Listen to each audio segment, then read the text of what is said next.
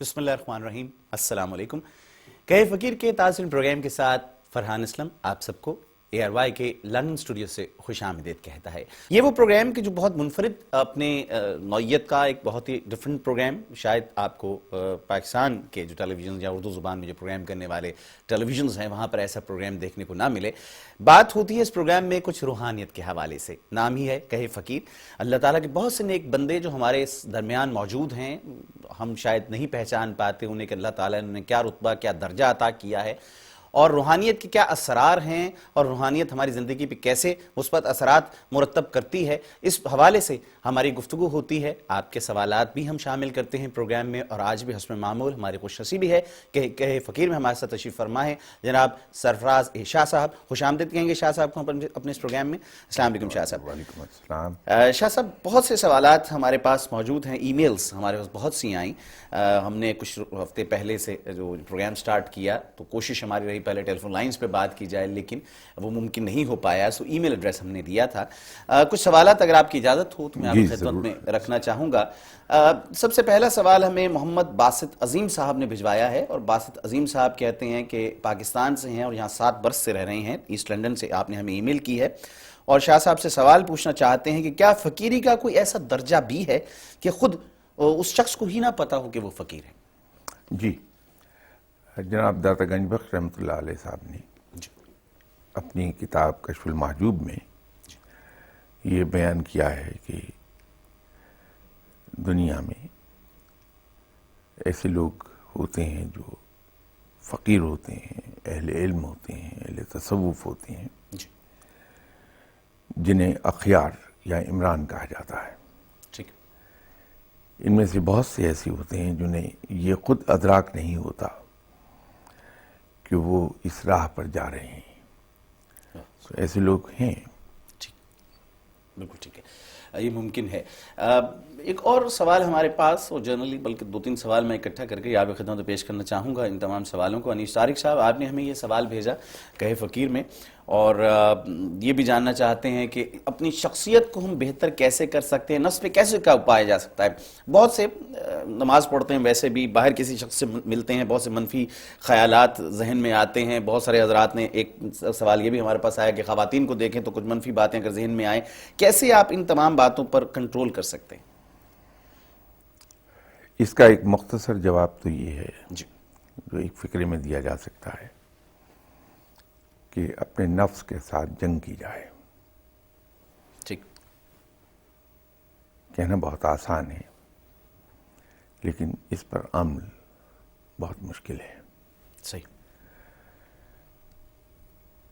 در حقیقت ہوتا یہ ہے، انسانی فطرت میں ایک چیز ہے کہ وہ مشکل راہ پر جانا نہیں چاہتا، ٹھیک، وہ آسان راہ ڈھونڈتا ہے۔ نفس سے جنگ انتہائی مشکل راستہ ہے، ٹھیک، جب تک کہ اس کے لیے انسان خاص کوئی راہ نہ ڈھونڈ لے کہ یہ آسان راہ ہے کہ میں اپنی نفس کے ساتھ جنگ کر لوں گا، انسان جنگ کر نہیں پاتا۔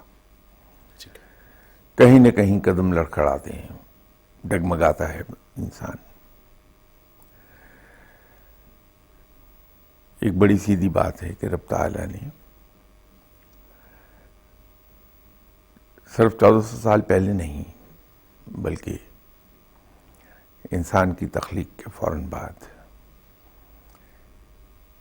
انسان کو پیغام دیا کہ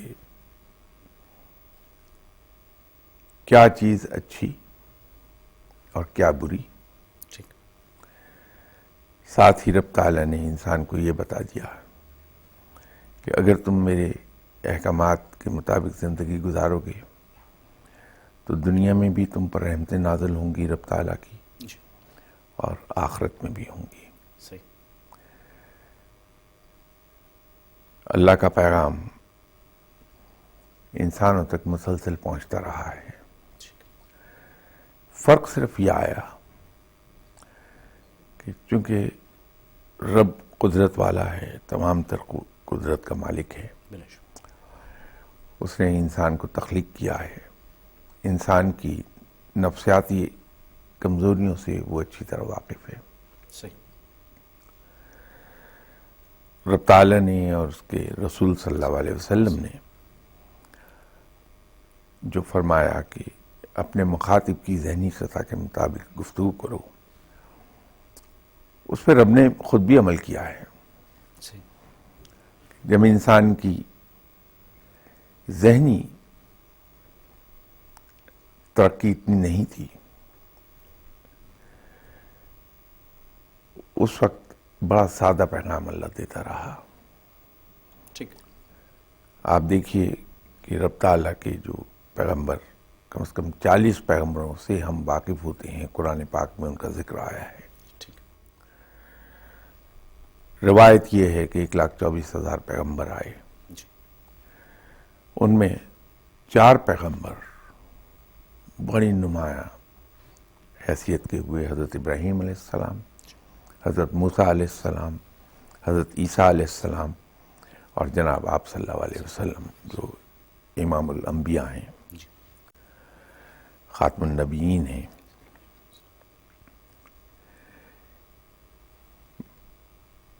بہت سے پیغمبر ان پر صحیفے نازل ہوئے. کچھ پیغمبر ایسے آئے جو صاحب کتاب تھے، انہوں نے ایک نئی شریعت کو انٹروڈیوس کرایا. آپ تمام صحیفے اور تمام کتابیں جو الہامی کتابیں کہلاتی ہیں، جی. ان کو اٹھا کے دیکھیے تو ایک تدریج ان میں نظر آتی ہے کہ پیغام آہستہ آہستہ ایڈوانس ہو رہا ہے. ٹھیک. حتیٰ کہ قرآن پاک رب تعالیٰ نے نازل کیا اور اس کے نزول کے مکمل ہونے کے ساتھ ہی دین مکمل ہو گیا. اور اسی نسبت سے آپ صلی اللہ علیہ وسلم آخری نبی کہلاتے ہیں. ٹھیک. یہ تمام پیغام انسان کی ذہنی سطح کے مطابق بڑھائے جاتے رہے ہیں. ٹھیک. اور تمام پیغام جتنے بھی ہیں وہ ہر قدم پر انسان کو یہ کہہ رہے ہیں کہ یہ چیزیں ان سے اجتناب کر لیا جائے، ٹھیک. یہ وہ چیزیں ہیں جن کو اختیار کر لیا جائے. انگریزی میں ہم نے کہتے ہیں کہ وہ ڈوز اینڈ ڈو ناٹس ہیں. در حقیقت رب تعالیٰ نے ایک انسان کے لیے ایک پیرامیٹر قائم کیا ہوا ہے. وہ پیرامیٹر ڈوز کا ہے. ٹھیک. اس کے احکامات کے مطابق زندگی گزاریں. ان پیرامیٹرز کو آپ سٹیپ اوور کرتے ہیں تو آپ ڈو ناٹس کی حدود میں داخل ہو جاتے ہیں. ٹھیک. انسان کا نفس انسان کے قابو میں آ جاتا ہے اگر ان ڈوز پر عمل کیا جائے. ٹھیک. لیکن اللہ کی کہ ان احکامات پر عمل کرنا، جیسے میں نے شروع میں عرض کیا، نفس کو مارنے کی بات ہے. ٹھیک. وہ آسان نہیں ہے. صحیح. تو پھر کوئی ایسا طریقہ ڈیوائز ہونا چاہیے کہ اللہ تعالیٰ کے احکامات پر انسان خوشی سے عمل کر لے. صحیح. انسانی فطرت میں ہے کہ انسان 2 ہی حالتوں میں کسی کی بات پر عمل کرتا ہے، یا تو ڈر اور خوف کے تحت، جی. نہیں تو محبت کے تحت. بالکل صحیح. تیسرا اور کوئی طریقہ نہیں ہے. صحیح فرمایا. ڈر اور خوف کے تحت احکامات پر جو عمل کیا جاتا ہے وہ کبھی بھی ہول ہارٹڈ نہیں ہوتا. صحیح. وہ بحالت مجبوری ہوتا ہے. ٹھیک. بامر مجبوری اس پر عمل ہم کرتے ہیں. لیکن جب ہم کسی شخص کی بات محبت کے تحت مانتے ہیں کہ ہمیں اس سے پیار ہے، صحیح. وہ ہم اپنی خوشی سے اپنے دل کی آواز پر اس آدمی کی ہدایات پر عمل کرتے ہیں. اس کی ایک ایگزامپل میں آپ سے عرض کر دوں. ہم لوگ جو جاب میں ہیں، ہم نہ چاہتے ہوئے بھی اپنے باس کی انسٹرکشنز پر عمل کرتے ہیں.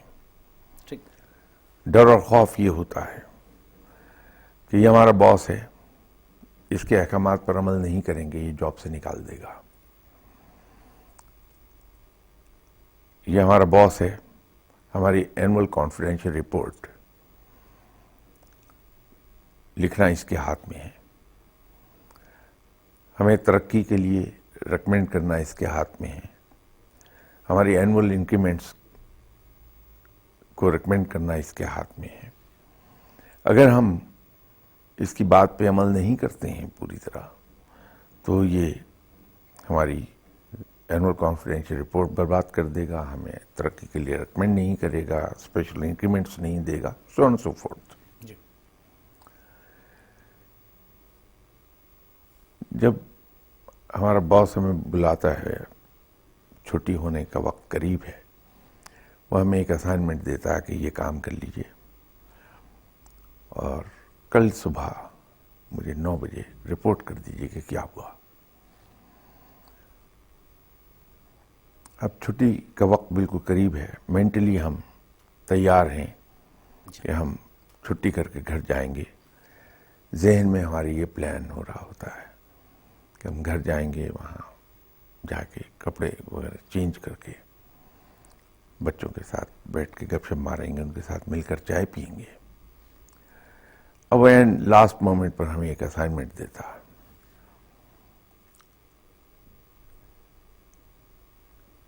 In most of the cases کیا ہوگا کہ جس کو احکامات دیے گئے ہیں لاسٹ مومنٹ پر کہ تم یہ کام کر کے جانا، وہ اس سے بچنے کا کوئی بہانہ ڈھونڈ لے گا. صاحب فلاں آدمی جس سے مجھے بات کرنا تھی وہ تو چلا گیا، چھٹی کر گیا، یا مجھے جس سے یہ فائل لینا تھی صاحب وہ تو جا چکا. ایسی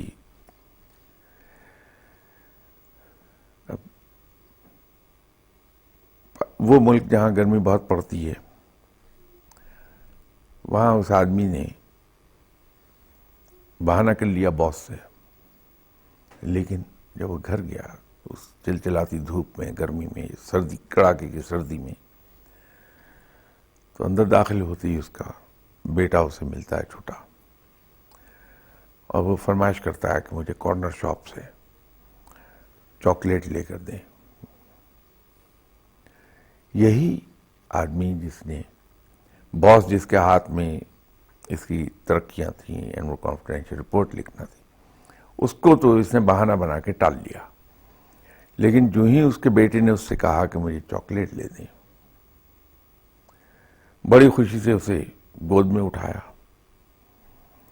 اگر دھوپ ہے تو اپنی جیب سے رومال نکال کے بجائے اپنے سر پہ رکھنے کے بچے کے سر پہ رکھ دیا کہ اسے سن سٹروک نہ ہونے پائے، اور بازو پہ بٹھا کے وہ کارنر شاپ تک لے کے گیا ہے. وہاں ایک چاکلیٹ کی بجائے اسے 2 چاکلیٹ لے کے دیتا، اس کے ہاتھ میں پکڑاتا تو اس کا چہرہ خوشی سے تمتما رہا ہوتا ہے. اب اس بچے نے اس تھکے ہارے آدمی سے فرمائش کی ہے، یہ اسے اپنے بازو پر بٹھا کے بوجھ اٹھا کے اس کا کارنر شاپ تک واک کیا ہے، اس دھوپ میں یا اس کڑاکے کی سردی میں، اپنی ہارڈ اینڈ منی سے اسے 1 کی بجائے 2 چاکلیٹ خرید کے دیے، اور اسے کھاتے دیکھ کر بچے کو وہ خوش ہو رہا ہے. اب اس نے بیٹے کی بات مانی ہے، اور جتنی فرمائش اس نے کی تھی اس سے زیادہ اس کی فرمائش کو پورا کیا ہے. جیب سے ہارڈ اینڈ منی بھی خرچ کی ہے، اس بیٹے کا بوجھ بھی بازو پہ بٹھا کے اٹھا کے لے کے گیا ہے کارنر شاپ تک، پھر بھی خوش ہو رہا ہے. باس کی بات کو ٹال آیا ہے بہانہ بنا کے. دونوں میں فرق کیا تھا؟ باس کا ڈر اور خوف ہے اس پر، اور وہ کوشش کرتا ہے کہ اس کے احکامات کو چکمہ دے دیا جائے، اس سے نکل جایا جائے۔ بیٹے کے ساتھ پیار ہے اس کو، صحیح، اور اس کی فرمائش کو پورا کر کے وہ خوش ہو رہا ہے۔ بالکل ٹھیک ہے۔ اسی طرح رب تعالیٰ کے ساتھ اگر ہمارا ڈر اور خوف کا رشتہ ہو تو ہم اس کے احکامات میں سے بچ نکلنے کے راستے ڈھونڈتے رہیں گے، جیسے کہ ہو رہا ہے۔ صحیح، لیکن اگر رب تعالیٰ کے ساتھ ہم پیار کا رشتہ پال لیں تو پھر رب کی احکامات کی پیروی کر کے، جی، اس کے حکم کی تعمیل کر کے ہمیں خوشی ہوگی۔ صحیح، جب ہم پیار کی بات کرتے ہیں تو وہاں بھی ہم دھوکہ کھا رہے ہوتے ہیں۔ اصل میں ہمارے دل میں لائکنگ اس وقت پیدا ہوتی ہے جب کوئی شخص ہم پر احسان کرے، ہمارے ساتھ نیک سلوک کر دے، ٹھیک ہے، ہمارا کوئی کام کر دے، ہمیں کسی مشکل سے نکال لے، تو ایسے آدمی کے لیے ہمارے دل میں لائکنگ پیدا ہوتی ہے۔ بالکل ٹھیک ہے، پیار نہیں ہوتا، صرف لائکنگ ہے۔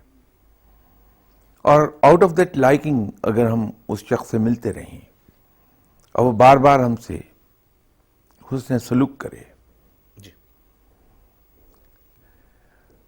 تو اس آدمی کے لیے ہمارے دل کے اندر ایک ایسا جذبہ پیدا ہوگا جسے ہم عام طور پر محبت کا نام دیتے ہیں۔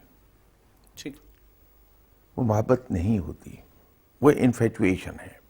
صحیح، ہاں، البتہ وہ انفیچویشن پیدا ہونے کے بعد بھی اگر وہ تعلق قائم رہ جائے تو یہ انفیچویشن تبدیل ہو جائے گی محبت میں، ٹھیک، اور وہ محبت کا رشتہ اگر قائم رہے اور ہم ملتے رہیں اس آدمی سے اور وہ بدستور حسن سلوک ہمارے ساتھ کرتا رہے تو یہ محبت عشق میں کنورٹ ہو جائے گی۔ صحیح، اور جب کسی شخص کے ساتھ آدمی عشق کرنے لگتا ہے تو وہاں دوئی ختم ہو جاتی ہے، یکجائی پیدا ہو جاتی ہے۔ صحیح، تو کون اور میں کون دونوں ایک ہی تو ہیں، یہ عشق میں کیفیت آتی ہے۔ صحیح کہا، صحیح فرمایا۔ رب تعالیٰ کے ساتھ ڈر اور خوف کا رشتہ نہ بنائیں ہم، بلکہ اس کے ساتھ پیار کا رشتہ ڈیولپ کریں، اور وہ تو ڈیولپ اس طرح ہوگا جی، کہ ہم ہر قدم پر یہ سوچتے رہیں کہ میں فلاں مشکل میں تھا اور رب تعالیٰ نے اسباب پیدا کر دیے میرے لیے اور میں اس مشکل سے نکل آیا۔ میری یہ ضرورت تھی، پوری نہیں ہو رہی تھی، میں مایوس ہو گیا کہ یہ ضرورت پوری نہیں ہو سکتی۔ این آخری وقت پر غیب سے مدد آئی اور میرا وہ کام ہو گیا۔ صحیح، میں مصیبت میں تھا، مجھے معلوم تھا کہ میں اس میں تباہ و برباد ہو جاؤں گا، غیب سے مدد آ گئی اور میں اس مصیبت سے بچ گیا، نکل آیا اس سے۔ صحیح، یہ میرے رب نے کیا ہے۔ جب ہم روزانہ رات کو سونے سے پہلے، جیسے انگریز یہ کہتا ہے کہ جب تم روزانہ رات کو سونے لگو تو اپنے پورے دن کا احتساب کر لو کہ آج میں نے کیا کیا، ٹھیک، اور یہ کام کرنے کے نتیجے میں نے کچھ کھویا یا کچھ پایا۔ صحیح، تو روزانہ کا حساب کر کے سو گے تو تم کامیاب آدمی ہو جاؤ، یہ انگریز کہتا ہے۔ لیکن رب کے معاملے میں روزانہ رات کو یہ ڈرل ہمیں کرنا ہوگی کہ ہم یہ یاد کرتے رہیں روز کہ کب کب غیب سے مدد آئی ہماری، کب رب نے ہمیں مشکلات سے بچایا، بالکل صحیح، کب ضرورت ہماری رب نے پوری کر دی۔ تو جب ہم روز یہ سوچیں گے تو رب کے ساتھ ہمیں محبت محسوس ہونے لگے گی، صحیح، بالکل صحیح، اور یہ اگر سلسلہ جاری رہا تو وہ لائکنگ سے انفیچویشن سے محبت اور محبت سے عشق کے مقام میں ہم چلے جائیں گے. اور عشق کے مقام پر جب ہم جائیں کہ ہمیں رب سے عشق ہو جائے تو وہاں وہ دوئی مٹ جائے گی اور وہ کیفیت آ جائے گی جو رب تعالیٰ نے فرمائی کہ جو میرا ہو جاتا ہے میں اس کا ہو جاتا ہوں. میں اپنی طرف سے نہیں کہہ رہا تھا کہ یکجائی کا مقام آ جائے گا کہ جو میرا ہو جاتا ہے میں اس کا ہو جاتا ہوں. میں اس کے ہاتھ بن جاتا ہوں, اس کے کان بن جاتا ہوں, اس کی آنکھ بن جاتا ہوں. یہ رب کہہ رہا ہے. بالکل ٹھیک.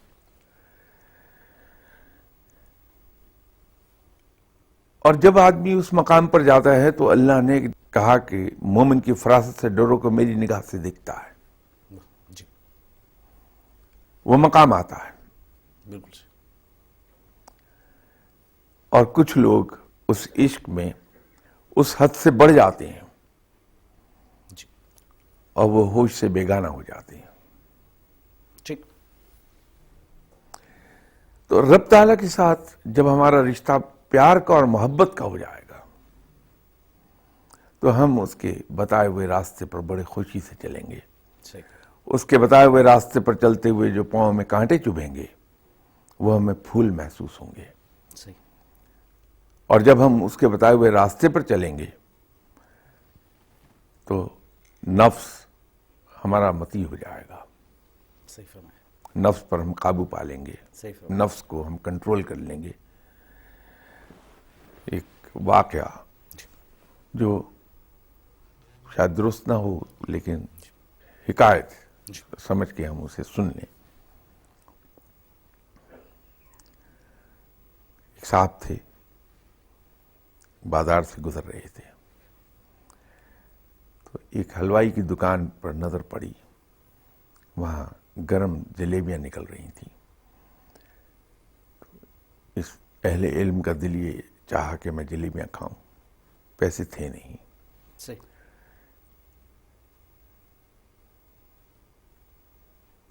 اگلے دن وہ صبح اٹھے اور مزدوری کی تلاش میں نکل گئے.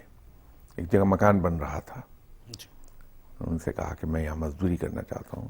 صاحب نے ٹھیک ہے کر لیجیے. اینٹیں اٹھانے پر وہ لگ گئے. سارا دن گرم جلیبیوں کا تصور ذہن میں ان کے رہا. بڑے جذبے سے وہ کام کرتے رہے کہ شام کو مجھے مزدوری ملے گی اور میں گرم جلیبیاں جا کے کھاؤں گا. تو جب شام کو چھٹی ہوئی اور انہیں 2 روپے ان کی اجرت ملی تو سیدھے وہاں سے حلوائی کی دکان پر پہنچے اور اس کو 2 روپے دے کر کہا کہ مجھے ان 2 روپوں کی جلیبیاں دے دو. ڈھیروں جلیبیاں مل گئی انہیں. اور وہ ایک بڑا لفافہ جلیبیوں کا اٹھا کے چلے اور اس میں سے ایک جلیبی نکالی اپنے ہونٹوں تک لے گئے اور بجائے اس کو کھانے کے فوراً نالی میں پھینک دیا اور کہا کہ لو اور کھاؤ. پھر جلیبی نکالی ہونٹوں تک لے گئے, پھینک دی اور کہا کہ اور کھاؤ. رفتہ رفتہ انہوں نے پورا وہ بیگ اپنا خالی کر لیا, یہ کہتے ہوئے کہ لو اور کھاؤ. لوگوں نے پوچھا کہ حضرت کیا کیا اس کے لیے؟ تو آپ نے مزدوری کی تھی دن بھر. فرمایا کہ میں غلطی پر تھا, میں نے اپنی نفس کی خواہش پوری کرنے کے لیے وہ مزدوری کی. تو میں اپنے نفس کو سزا دینا چاہتا تھا کہ اپنے ہونٹوں تک لے جاتا تھا. جب تڑپتا تھا نفس کہ میں منہ میں ڈال لوں جلیبی تو میں اس کو پھینک دیتا تھا اور میں اپنے نفس سے کہتا تھا کہ لو اور کھاؤ. یہ فقیر لوگ ہیں, یہ اپنے نفس کے ساتھ یوں عمر بھر لڑتے رہے ہیں. تو اگر ہم اپنے نفس پر قابو پانا چاہتے ہیں تو اپنے نفس سے جنگ کر لیں. جنگ کرنے کی سکت نہیں ہے ہمارے پاس تو اللہ سے محبت کا رشتہ قائم کریں. اس کے احکامات پر جب عمل کریں گے تو نفس خود بخود قابو میں آ جائے گا. سبحان اللہ. بہت ہی خوبصورت بات. اللہ تعالی ہم سب کو رب سے محبت کی توفیق عطا فرمائے. وقت ہوا ایک انتہائی مختصر سے وقفے کا. وقفے کے بعد آپ خدمت میں حاضر ہوتے ہیں. کہیں فقیر کا دوسرا حصہ لے کر ہمارا ساتھ دیجیے گا. خوش آمدید کہیں گے ایک بار پھر آپ سب کو. ہم کہے فقیر پروگرام دیکھ رہے ہیں آپ اس وقت ایئر وائی کے لندن اسٹوڈیو سے. میں ہوں فرحان اسلم اور ہمارے ساتھ تشریف فرما ہیں جناب سرفراز شاہ صاحب. آپ گفتگو ہو رہی تھی بریک سے قبل کچھ نفس کے حوالے سے, کچھ اللہ کی محبت کے بارے میں بات ہوئی, اور شاہ صاحب سے ہم ضرور درخواست کریں گے کہ ہمیں بھی اپنے دعاؤں میں شامل رکھیے. اور یہ جو نفس سے لڑنا ہے, ظاہر ہے کہ یہ بہت مشکل کام ہے, آسان ہوتا تو سب کر لیتے, اور لیکن جس سے انسان محبت کرتا ہے تو اس کے لیے پھر ساری مشکلوں پہ قابو پا ہی لیتا ہے, جیسے کہ ابھی شاہ سے فرما رہے تھے کہ کانٹے بھی پھول لگتے ہیں. بہت سے آپ کے سوالات ہیں, انسان ہیں, بہت سی مشکلات ہماری زندگی میں آتی ہیں. شاہ صاحب نے بھی فرمایا کہ شارٹ کٹ ہم تلاش کرتے رہتے ہیں, اور میں ظاہر ہے کہ بہت سے سوالات اس حوالے سے بھی ہمارے پاس موجود ہیں. پہلے میں ایک سوال یہ پوچھنا چاہوں گا جو ہمارے ایک دوست ناصر صاحب نے ہمیں بھیجا. گزشتہ ہم کچھ پروگرامز میں بات کر رہے تھے وظائف کے حوالے سے, شاہ صاحب نے روشنی ڈالی تھی اس پر کہ وظیفے پڑھنا, ہر وظیفہ ہر کسی کے لیے مناسب نہیں ہوتا. بہت سی کتابوں میں, اخبارات میں مختلف وظائف آتے ہیں. نارملی مسائل ہمارے وہ چند ہی ہیں جن کے لیے ہم پریشان ہوتے ہیں. رزق کا مسئلہ ہے, دیگر جو بچوں کی شادیوں کا, رشتوں کے مسائل ہیں, اس حوالے سے بہت سے وظائف مختلف جگہوں پر پڑھنے کو ملتے ہیں اور ہم پڑھنا شروع کر دیتے ہیں. اور شاہ صاحب نے یہ فرمایا تھا کہ ہر وظیفہ ہر کسی کے لیے صحیح نہیں ہوتا. ناصر صاحب بھی پوچھنا چاہتے ہیں کہ کیا ایسا طریقہ ہے کہ جس سے یہ علم ہو پائے کہ ہمیں یہ وظیفہ پڑھنا بھی چاہیے یا نہیں. شاہ صاحب یہ کوئی صاحب علم, جی, صاحب نظر اور صاحب تصوف ہی آپ کو گائیڈ کر پائے گا کہ فلاں وظیفہ آپ پڑھ لیجیے, فلاں نہ پڑھیے. ٹھیک. تو اس کا آسان ترین طریقہ تو یہ ہے صحیح کہ آپ اپنے ارد گرد نظر دوڑائیے, آپ کو کوئی نہ کوئی صاحب علم مل جائے گا. ٹھیک. اس سے آپ معلوم کر لیجئے کہ وظیفہ میں پڑھوں یا نہ پڑھوں. صحیح. ہماری ایک بہن مسز شکور نے ہمیں ایک میسج بھیجا, اور جیسے کہ میں عرض کر رہا تھا ابھی کہ مسائل بہت سے ہماری زندگی میں ہیں, اور یہ بھی وظیفے کے حوالے سے جو آپ نے بات کہی تھی, اس میں یہ کسی قسم کا سوال ان کا بھی تھا کہ 2 صاحبزادیاں ہیں, اور ظاہر ہے کہ ہر ماں باپ پریشان ہیں جو شادی کی عمر کو پہنچی ہیں, جن کی بچیاں, اور وہ وظائف کے حوالے سے وہ ظاہر کوئی نہ کوئی وظیفہ پڑھ رہی ہوں گی یا پڑھنا چاہتی ہوں گی, تو وہ بھی یہی طریقہ پوچھنا چاہ رہی تھیں کہ کیا ایسی چیز پڑھی جائے کہ بچیوں کی شادیاں جو ہیں وہ بخیر و خوبی ہو جائیں. صاحب اگر سچ بولا جائے تو نصیحت ہو جائے گی, اور نصیحت سے انسان دور بھاگتا ہے, قریب نہیں آتا. جی. سیدھی بات ہے کہ ان بہن کی جو بچیاں ہیں جی. وہ رب تعالیٰ ہی کی بندہ ہیں. رب کو اپنے بندوں کا ماں باپ سے کہیں بڑھ کر خیال ہے. بالکل صحیح. رب جانتا ہے کہ ان 2 بچیوں کی شادیاں ہونا ہیں, وہ اسباب ضرور پیدا کر دے گا, کیونکہ وہ رحیم و کریم ہے. بلا شبہ. فرق صرف یہ ہے کہ ہمارے سب کام ایک وقت مقررہ پر ہوتے ہیں, یہ ہمارے ایمان کا حصہ ہیں. ٹھیک. ہمارے ساتھ مسئلہ اس وقت پیش آتا ہے جب ہم زبان سے تو یہ کہہ رہے ہوتے ہیں کہ ہمارا ایمان ہے کہ ہر کام اپنے وقت مقررہ پر ہونا ہے. ٹھیک. جب ہم یہ کہتے ہیں زبان سے کہ اللہ جو کرتا ہے بہتر کرتا ہے, بالکل صحیح. ہم یہ کہتے ہیں کہ یہ اللہ ہی ہے جو بہتر جانتا ہے کہ ہمارے لیے کیا اچھا کیا برا. بالکل صحیح. ہم زبان سے یہ کہتے ہیں کہ اللہ کا ہر فیصلہ ہماری بہتری کے لیے ہے. ٹھیک. لیکن دل میں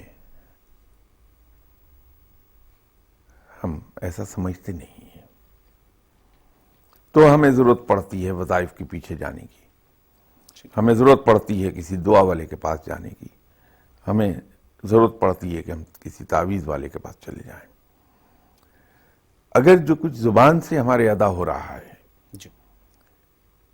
یہ اگر ہمارے دل میں بھی آ گیا تو ہم ان تمام لوگوں سے دور ہو جائیں گے, ہمیں ان کی ضرورت پیش نہیں آئے گی.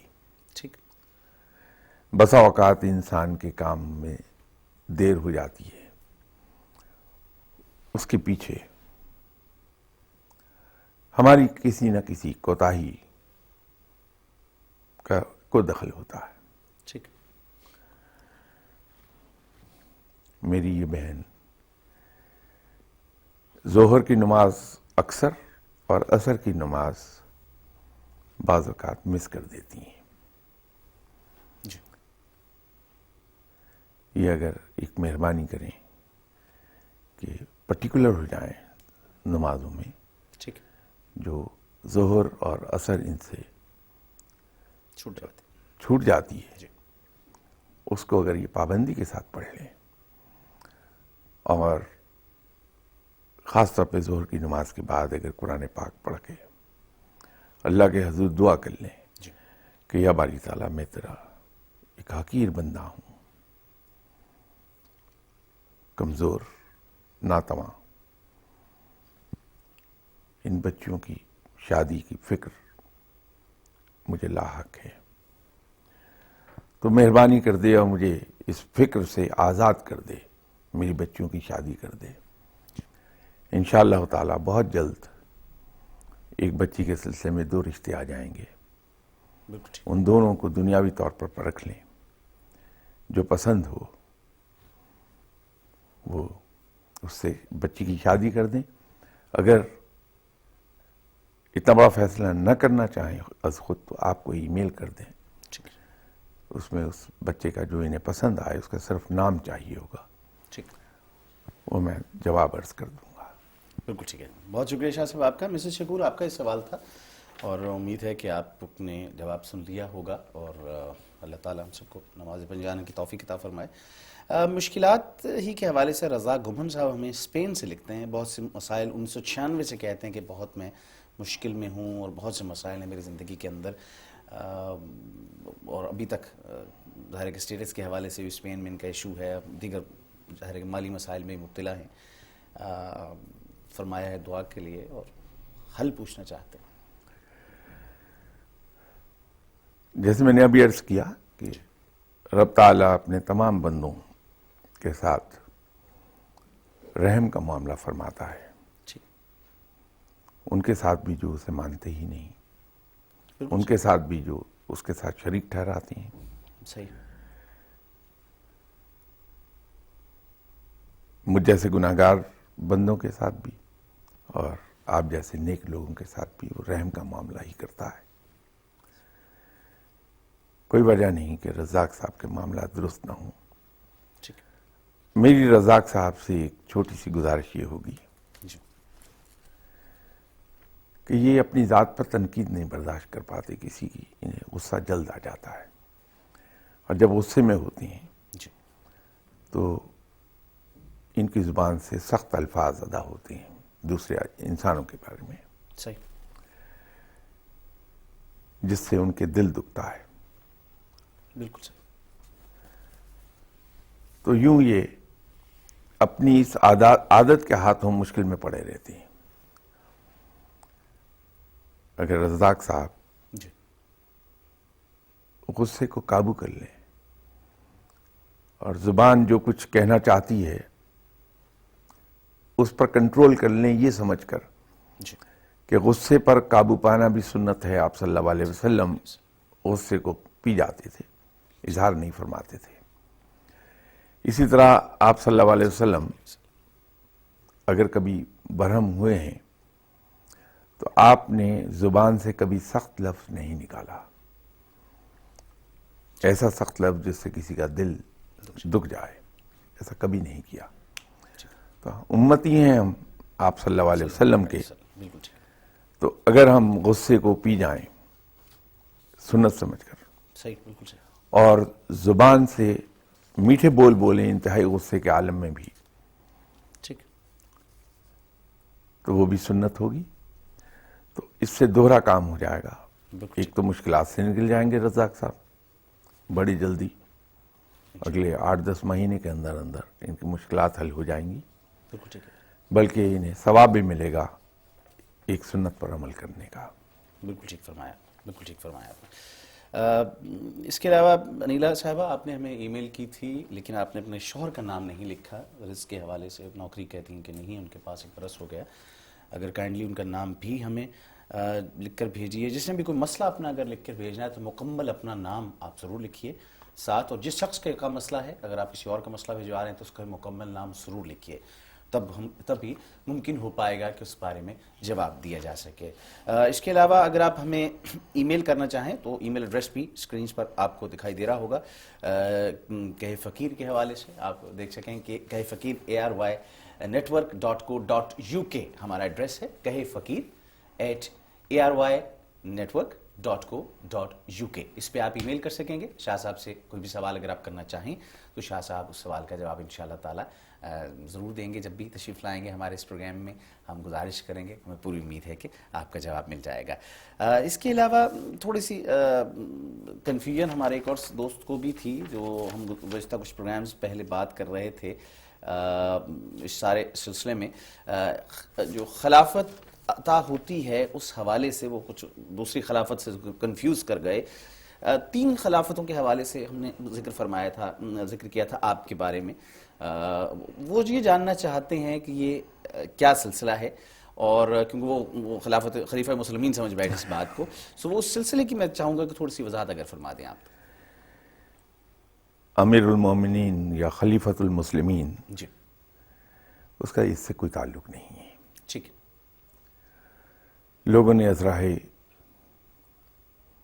احترام جی, ایسے شخص کو خلیفہ کہنا شروع کر دیا جس کو کسی فقیر نے اپنا جانشین مقرر کیا. ٹھیک ہے. یہ جانشینی رشتے, تعلق یا دوستی کی بنیاد پر نہیں ہوتی. ٹھیک ہے. یہ کلیتاً علم کی بنیاد پر دی جاتی ہے. ٹھیک ہے. ایسی ہمارے یہاں بہت مثالیں موجود ہیں کہ کسی بھی فقیر نے اپنے اولاد کو اگنور کر دیا, ان میں سے کسی کو خلافت نہیں دی, اس لیے کہ کوئی بھی جانشین بننے کا اہل نہیں تھا, کیونکہ علم کے اس مقام پر نہیں تھا ٹھیک ہے. جہاں وہ صاحب علم اسے اپنا جانشین بنا دیتے. تو یہ خلافت در حقیقت اس جانشینی کی ہے کہ جس کے بارے میں کوئی بھی صاحب علم یہ کہہ دیتا ہے کہ میرے مرنے کے بعد تم میرے مقام پر آؤ گے, یا اپنی زندگی میں اسے یہ کہہ دیتا ہے ٹھیک ہے. کہ تمہیں میں نے اپنا جانشین بنایا, جاؤ فلاں علاقے میں بیٹھ کے اللہ کے پیغام کو پھیلاؤ. ٹھیک ہے. یہ وہ خلافت ہے. ٹھیک ہے. بر صغیر میں 4 معروف سلسلے ہیں, جی, چشتیہ, قادریہ, سہروردیہ اور نقشبندیہ. ٹھیک. پھر انہی سلسلوں میں بہت سے زورور بزرگ گزرے ٹھیک. جو علم کی بہت ہی بلندیوں پر تھے. ٹھیک. ان کے چاہنے والوں نے, ان کے ماننے والوں نے اپنے نام کے ساتھ دوہرا نام لگا دیا, جیسے چشتیہ صابریہ ہے, چشتیہ نظامیہ ہے. ٹھیک. سلسلہ تو وہ چشتیہ ہے. ٹھیک ہے. آگے حضرت نظام الدین اولیاء کے ریفرنس سے لوگوں نے نظامی کر لیا, اپنے آپ کو صابری کر لیا. ٹھیک ہے. کوئی بھی ولی اللہ, کوئی بھی صاحب علم ایک سے زیادہ جگہوں سے بھی اکتساب فیض کر سکتا ہے, حصول علم ہوتا ہے اسے. ٹھیک. اپنے سلسلے سے اس کو علم دے دیا گیا تو اس کے استاد یا مرشد یا گرو, جو بھی آپ کہنا چاہیں, وہ اس کو کہتے ہیں کہ میری طرف سے تم فارغ ہو, فلاں علاقے میں جا کے اللہ کے پیغام کو پھیلاؤ. ٹھیک ہے. ان کو وہاں کوئی اور صاحب علم نظر آ گئے تو انہوں نے اپنے مرشد سے پوچھا کہ صاحب یہ فلاں صاحب ہیں, اگر آپ اجازت دیں تو میں ان کی محفل میں بیٹھ کے علم کو حاصل کر لیا کروں. جی. تو وہ کہہ دیں گے کہ وہاں سے کر لو. ٹھیک ہے. کوئی اور صاحب نظر آ گئے, جیسے میں نے ایک پروگرام میں عرض کیا تھا کہ حضرت بایزید بستامی رحمۃ اللہ علیہ ایسے بزرگ ہیں جنہوں نے سب سے زیادہ اساتذہ سے اکتساب فیض کیا ہے. ٹھیک ہے. آپ کے بارے میں ایک روایت کے مطابق 105 اور ایک روایت کے مطابق 110 ٹھیک ہے لوگوں سے آپ نے فیض حاصل کیا تھا. ٹھیک ہے تو ان کو خلافت وہاں سے مل گئی بالکل ٹھیک ہے. جس سلسلے میں بھی تھے. تو یہ جو خلافتی بمائنی جانشینی کیا آتی ہے اس فقیر کے. بہت مشکور جناب شاہ صاحب کہ ہم ایک گھنٹہ ہمارا کیسے گزرتا ہے یہ پتہ ہی نہیں چلتا. اور علمی گفتگو ہم نے ای میل ایڈریس آپ کو پہلے بھی بتا دیا, پھر دہرائے دیتا ہوں, kahyfaqir@arynetwork.co.uk یعنی کہ .co.uk. اس پہ آپ ہمیں ای میل کر سکتے ہیں اگر آپ پروگرام میں شامل ہونا چاہیں. شاہ صاحب کے کوئی گزارش, کوئی سوال, شاہ صاحب سے کوئی عرض, کوئی مشکل پوچھنا چاہیں, شیئر کرنا چاہیں, اپنی رہنمائی چاہیں کسی حوالے سے, تو بہت ہی نفیس انداز ہے, بہت ہی آسان فہم اور بہت ہی دل کو موہ لینے والی انداز میں شاہ صاحب اس کی وضاحت فرماتے ہیں. اور مجھے اس بات کا احساس ہوتا ہے شاہ صاحب سے گفتگو کے بعد کہ بر صغیر پاک و ہند میں اسلام اتنی تیزی سے پھیلا کیسے. حضرت نظام الدین اولیاء کی بات کی جائے یا دیگر اولیاء کرام کی, سو جو مٹھاس ہے ایک لہجے کی, جو ایک آسان فہم انداز ہے اور جو بات دل میں گھر کر جاتی ہے, یہی خاصہ ہے اللہ کے اپنے بندوں کا. بہت مشکور شاہ صاحب آپ کا تشریف لائے ہمارے اس پروگرام میں آپ, اور بہت شکریہ ان تمام دوستوں کا جنہوں نے کہہ فقیر میں ہمارا ساتھ دیا. زندگی رہے تو انشاءاللہ تعالی ایک بار پھر کہہ فقیر کے ایک تازہ پروگرام کے ساتھ فرحان اسلم آپ کی خدمت میں حاضر ہوگا. تب تک کے لیے اجازت دیجیے گا. اللہ حافظ.